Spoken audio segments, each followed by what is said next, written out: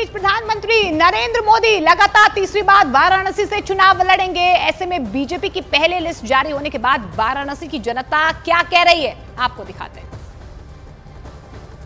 रमेश भिदोड़ी का टिकट कटा, सहयोग मिलेगा? कहीं नाराज तो नहीं होंगे वो? नहीं, आपको मिलेगा सहयोग, क्योंकि आपके घर से उनके घर की दूरी भी ज्यादा नहीं। देखिए, भारतीय जनता पार्टी का कार्यकर्ता जब तक कैंडिडेट्स अनाउंस नहीं हो जाते हैं तो हर कार्यकर्ता अपने लिए प्रयास करता है, और जब एक बार पार्टी लीडरशिप फैसला ले लेती है तो भाजपा का कार्यकर्ता बहुत ही समर्पण भाव से, बहुत ईमानदारी के साथ वो कार्य करता है। इसलिए आज भाजपा दुनिया के सबसे बड़ा राजनीतिक दल है। तो रमेश भिदोड़ी का सहयोग मिलेगा? बिल्कुल, क्यों नहीं मिलेगा, बिल्कुल मिलेगा ना।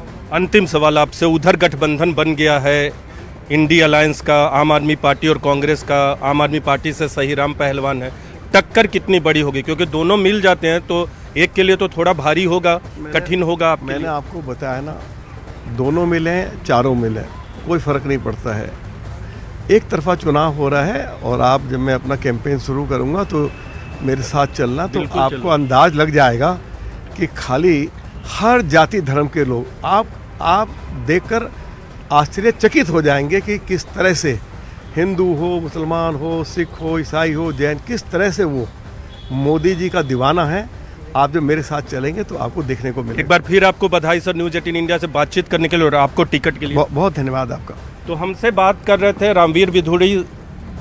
इनका साफ कहना है कि 70% वोट जो है इस बार बीजेपी को दिल्ली में मिलेगा, और रमेश भिदोड़ी का भी सहयोग मिलेगा, और इंडिया अलायंस के उम्मीदवार को ये भारी मतों से हराएंगे। कैमरा पर्सन केडी के साथ नीरज कुमार, न्यूज 18 इंडिया, दिल्ली। तो दिल्ली में 4 नए चेहरे, लेकिन उत्तर प्रदेश में प्रत्याशियों की पहली सूची में बीजेपी ने राम लहर और मोदी की गारंटी के बूते आत्मविश्वास से लबरेज होने का संदेश दे दिया है। पार्टी ने 51 प्रत्याशियों में 44 मौजूदा सांसदों को टिकट देकर यह भी संदेश देने की कोशिश की है कि मोदी सरकार के खिलाफ कोई सत्ता विरोधी लहर नहीं है।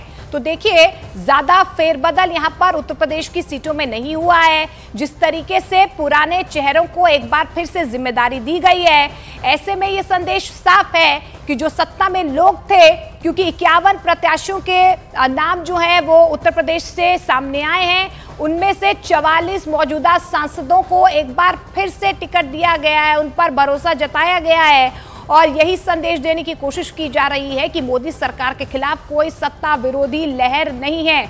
अमेठी से एक बार फिर से स्मृति ईरानी, मथुरा से हेमा मालिनी एक बार फिर से, और ऐसे में कई वो पुराने दिग्गज चेहरे, वो तमाम सांसद, उनकी तस्वीरें लगातार हम आपको दिखाने की भी कोशिश कर रहे हैं। हेमा मालिनी मथुरा से, रेखा वर्मा। अब देखिए, ये वो चेहरे हैं, क्योंकि महिलाओं को किस तरीके से दिया गया है भागीदारी, ये भी आपको हम बताने की कोशिश कर रहे हैं, लेकिन पुराने चेहरों को एक बार फिर से मजबूती से उतारा जाएगा। उत्तर प्रदेश के डिप्टी सीएम ब्रजेश पाठक ने बीजेपी की पहली लिस्ट जारी होने पर कहा है कि बीजेपी के 155 महारथियों के मैदान में उतरते ही विपक्ष डीरेल हो गया है। हमारे साथ इस वक्त मौजूद हैं deputy CM Brajesh Pathak ji. Sir, 51 सीटों का कल ऐलान हो गया है, क्या कहेंगे कि क्योंकि आप लखनऊ में लगातार भ्रमण कर रहे हैं पूरे? 51 उम्मीदवार भारतीय जनता पार्टी ने प्रत्याशी बना करके जनता के बीच में भेजे हैं। आप देखेंगे कि सभी प्रत्याशी प्रचंड बहुमत से जीत करके आ रहे हैं, और इस समय उत्तर प्रदेश में माननीय प्रधानमंत्री नरेंद्र मोदी जी की गरीब कल्याण योजनाओं का जनता के बीच में बोलबाला है, और जनता का आशीर्वाद मोदी जी के साथ है।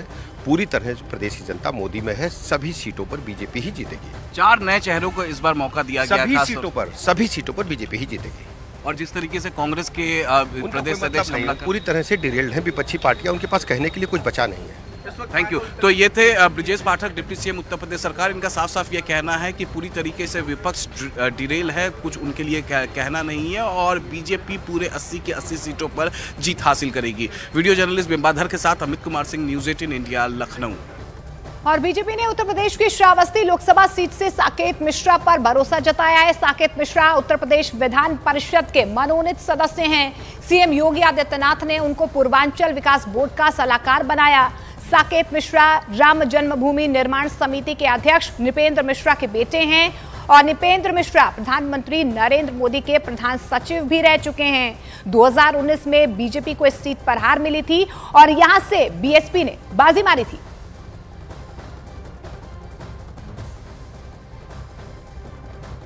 और देश की महिला आबादी का पीएम मोदी पर भरोसा ऐसे ही नहीं बना है। महिलाओं को लेकर प्रधानमंत्री नरेंद्र मोदी का जो विजन रहा है उसकी झलक मोदी सरकार की योजनाओं में वक्त वक्त पर नजर आती रही है और यही भरोसा बीजेपी की पहली लिस्ट में भी नजर आ रहा है। अब आपको ग्राफिकली समझाने की भी कोशिश करते हैं कि महिलाओं के लिए प्रधानमंत्री नरेंद्र मोदी की कौन कौन सी योजनाएं हैं जिनको लेकर एक बार फिर से ये पहली लिस्ट में महिला शक्ति नजर आ रही है। अमेठी से एक बार फिर से स्मृति ईरानी पर दांव खेला गया है। हेमा मालिनी तीसरी बार चुनावी मैदान में है। साध्वी निरंजन ज्योति फतेहपुर से, सरोज पांडे कोरबा से, बांसुरी स्वराज नई दिल्ली से, लोकेट चैटर्जी हुगली से और गीता कौड़ी सिंहभूम से। आप देखिए कि किस तरीके से लंबी फहरिस्त है। इसके अलावा करमजीत सहरावत पश्चिमी दिल्ली से, रेखा वर्मा। तो ये लंबी फहरिस्त है जो प्रधानमंत्री नरेंद्र मोदी की महिला शक्ति टीम, आप इसे कह सकते हैं, 2024 के लिए महिलाओं पर एक बार फिर से भरोसा। लेकिन देखिए वो तमाम दिग्गज, नीलम सोनकर हैं लालगंज से, श्री रूपा मित्रा चौधरी हैं, नालदा दक्षिण से प्रिया साहा है, बोलपुर से बिजुली कलिका मेधी है, गुवाहाटी से कमलेश जांगड़े हैं, जांजगीर चंपा से। तो देखिए स्मृति ईरानी, हेमा मालिनी, ये वो टीम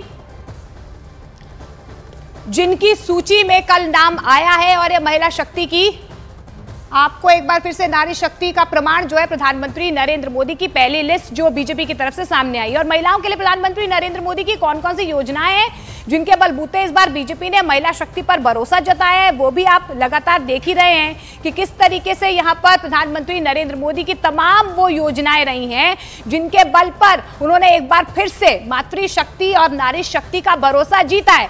महिला आरक्षण बिल हो, प्रधानमंत्री उज्ज्वला योजना हो, 3 तलाक का खात्मा हो, प्रधानमंत्री आवास योजना हो, लखपति दीदी योजना हो, बेटी पढ़ाओ बेटी बचाओ, जनधन योजना हो, सुकन्या समृद्धि योजना हो, महिला पोषण अभियान हो, सेना में परमानेंट कमीशन हो, ये तमाम योजनाएं जो महिलाओं के लिए प्रधानमंत्री नरेंद्र मोदी की तरफ से शुरू की गई। और यही वजह है कि लगातार नारी शक्ति का विश्वास मोदी सरकार पर बढ़ता हुआ नजर आया है। और देखिए लोकसभा चुनाव 2014 की हम बात करें तो 29% महिला वोट मिले थे सरकार को, लेकिन लोकसभा चुनावों की बात करें 2019 की तो 36% वोट शेयर देखिए किस तरीके से बढ़ा है। और उत्तर प्रदेश विधानसभा चुनावों की बात करें 2022 की तो 46% महिला वोट मिले हैं। तो देखिए नारी शक्ति का भरोसा प्रधानमंत्री नरेंद्र मोदी की गारंटी पर साफ तौर पर नजर आ रहा है। और राजस्थान की नागौर सीट से बीजेपी ने महिला शक्ति को मैदान में उतारा है। यहां पर बीजेपी की ओर से ज्योति मिर्धा मैदान में उतरी है। न्यूज 18 इंडिया से ज्योति मिर्धा ने खास बातचीत की है। अब आप लोकसभा का चुनाव लड़ रही है, कितनी तैयारी और क्या उम्मीद कर रही है? देखिए अच्छे से तैयारी करी है, अभी समय भी काफ़ी है क्योंकि बीजेपी ने अपनी लिस्ट पहले निकाल दी है तो उस चीज़ की भी एज हम लोगों को मिलेगी। और मुझे लगता है कि जो मूड है वो कंट्री का पूरी का ही सेट हुआ है मोदी जी के पक्ष में, तो मुझे नहीं लगता कि नागौर कुछ उससे बचा हुआ है। और आने वाले समय में जब चुनाव होंगे तो नागौर बहुत अच्छी बढ़ोतरी के साथ में भारतीय जनता पार्टी की झोली में आएगा, ये मुझे पूरा विश्वास है। किस मुद्दे पर आपका रहेगा फोकस रहेगा जिस पर वोट मांगेंगे?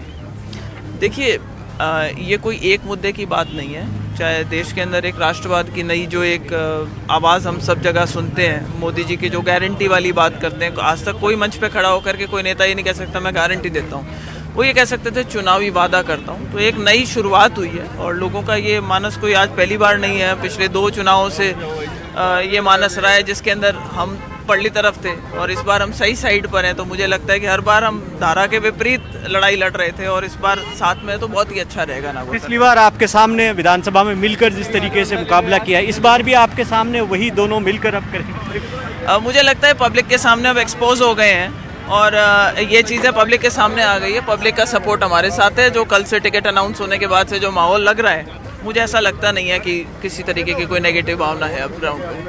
बहुत